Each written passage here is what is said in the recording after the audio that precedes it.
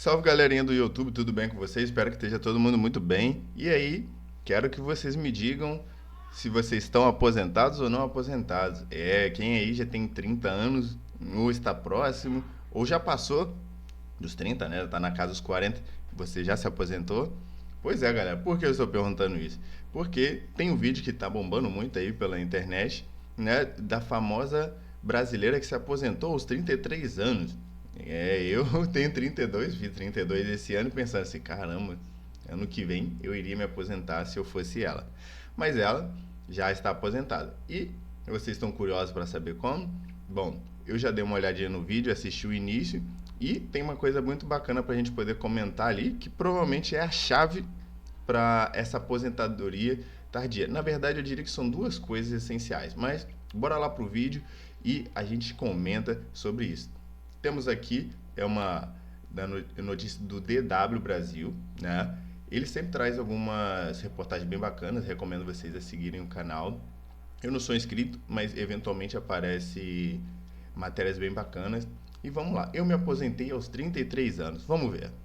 Aos 33 anos, hoje eu tô com 38, já vivo essa realidade há 5 anos. Você acabou de ouvir o relato da Lilian, uma brasileira que diz ter se aposentado no auge da juventude. Ela escreveu um livro sobre a experiência de romper o ciclo que parece ser a marca da vida adulta da média da população. Trabalho, férias e trabalho de novo, por décadas sem parar até envelhecer. Mas num país como o Brasil, com desafios estruturais, dá mesmo para pensar nesse como um sonho possível? A enorme maioria das pessoas simplesmente não pode. A gente tem muitos luxos hoje no dia a dia que a gente trata como essencial, mas não é, é supérfluo. Então vai muito da relação que cada um tem com... É muito isso. Alguns luxos hoje em dia a gente acha que precisa, mas nem tanto. Mas vamos lá. o que chama de trabalho, né? Pois é, a discussão em torno de se aposentar jovem envolve propósito, hábitos de consumo e um grande luxo dos nossos dias, o tempo. Dia desses eu recebi uma cartinha aqui na Alemanha. Ela informa uma previsão de quando eu vou me aposentar. Tem o ano e o mês. Olha lá, junho de 2053. Não vou esconder que num primeiro momento foi só decepção. 2053? Fala sério, gente. Tão longe. Será que eu tô vivo até lá? Pelo sim, pelo não, o negócio é que eu tô sujeito às regras do sistema previdenciário daqui. E uma aposentadoria antes dos 60 ou 50, sendo mais ambicioso, seria praticamente impossível. Ou seja, não tem pra onde correr. Aliás, na verdade, até tem, mas com certos limites. Ganhar na loteria tá difícil. A opção de herdeiro eu já descarto porque eu não sou de família rica. Grandes investimentos que me gerem uma renda estável também nunca deu pra fazer. Uma poupancinha eu até tenho, só que se não entrar salário todo mês, ela vai embora rápido, como a de tantos trabalhadores brasileiros. E aí, de repente, me aparece a Lilian dizendo que é mais jovem que eu e já tá aposentada há 5 anos. No primeiro ano eu só viajei, eu realmente... eu e meu marido, a gente comprou um trailer, a gente viajou o Brasil durante um ano de trailer, foi uma experiência super gratificante. Depois, eu comecei com esse tempo livre, eu era muito nova ainda, né? Óbvio que eu tinha vontades, desejos produtivos. Fiz alguns cursos relacionados a hobbies, né? Então, comecei a aprender a cantar, tocar violão. Hoje eu tô fazendo faculdade de filosofia, que é algo que sempre me atraiu. Então esses são os luxos que eu tenho hoje. Eu tenho tempo para me dedicar a essas coisas, independente se elas vão me dar dinheiro ou não. Fiquei curioso. Mas aí que é bom, você pode fazer. É uma coisa que todo mundo deveria ter, na minha opinião. São hobbies, independente se ele for dar dinheiro ou não. Mas claro, para isso a gente precisa ter um pouquinho de tempo, porque geralmente a gente tá correndo atrás para pagar contas, né? Em saber da Lilian como foi que ela conseguiu essa proeza, parar de trabalhar aos 33 anos de idade. E a receita dela tem na raiz os ideais de um movimento global que surgiu no início dos anos 90 e anda ganhando fama em comunidades na internet. O movimento FIRE. A sigla em inglês quer dizer algo como independência financeira, aposentadoria antecipada. Ele historicamente prega que a pessoa poupe a maior parte da renda para construir patrimônio com rapidez e que depois limite os gastos anuais a 4% do que juntou para a coisa não desandar. Tem gente no Brasil seguindo esse princípio, embora muitos desejem permanecer no anonimato, para evitar especulações sobre o montante poupado, além do rótulo de pão duro. Eu acho que para mim o maior desafio foi lidar com os outros, né? Porque eu decidi muito rápido que esse caminho fazia sentido para mim, né? Que eu queria embarcar nessa jornada para atingir a independência financeira cedo. Mas tem uma resistência meio que externa, assim, quando você começa a mudar padrão de consumo, quando as pessoas ao seu redor ainda estão presas a essa rotina de trabalho e consumo, às vezes você incomoda, querendo consumir menos, provocando, né, essa nova reflexão sobre consumo. Eu comecei com cortes básicos, como todo mundo faz, né? Então eu comecei a controlar mais os gastos do dia a Inteligente. dia, ter mais consciência com os gastos do cartão, comecei a cozinhar mais em casa, usar menos aplicativo, andar mais de transporte público, não pegar tanto Uber. Comecei a fazer uns ajustes assim. Depois, ela diz que cortou em despesas mais estruturais, como com moradia, se adaptando a um local mais modesto e menor. A decisão veio quando a Lilian tinha 27 anos e ela se aposentou, como eu disse, aos 33. Então, a minha prioridade... Vou dar uma pausa aqui rapidinho, galera, porque tem um ponto muito interessante aqui que casa com as duas coisas que eu comentei. A primeira, ainda não mencionado aqui, mas a primeira delas é você fazer cortes, né? Ah, mas eu já quase não tenho. A gente está falando aqui do primeiro ponto, é você fazer cortes e às vezes fazer pequenas substituições, como ela mesma menciona.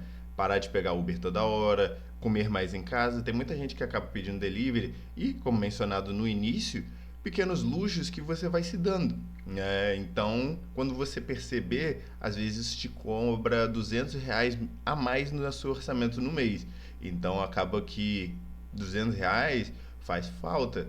Por exemplo, comprei roupa recentemente, R$ 200, você já comprou uma ou duas peças de roupa, dependendo das peças que você for comprar.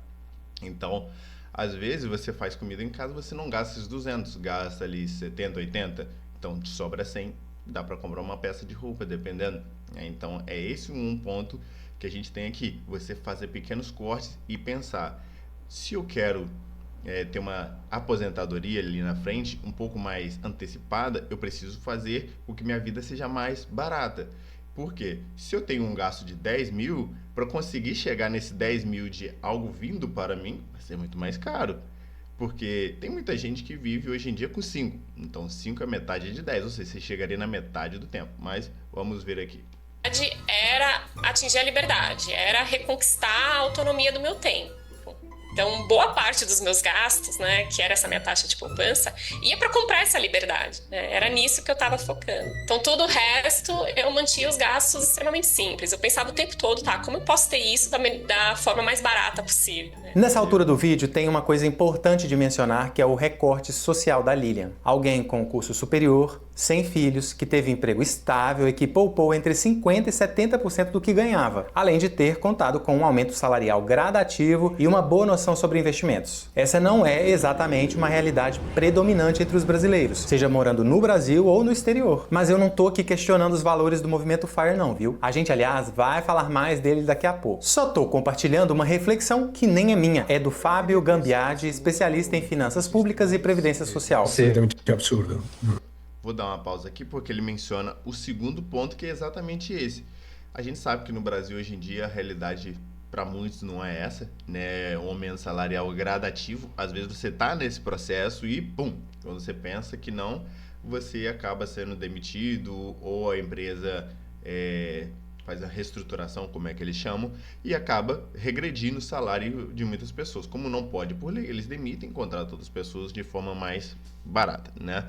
Isso já aconteceu com diversos relatos na internet, vocês encontram aí.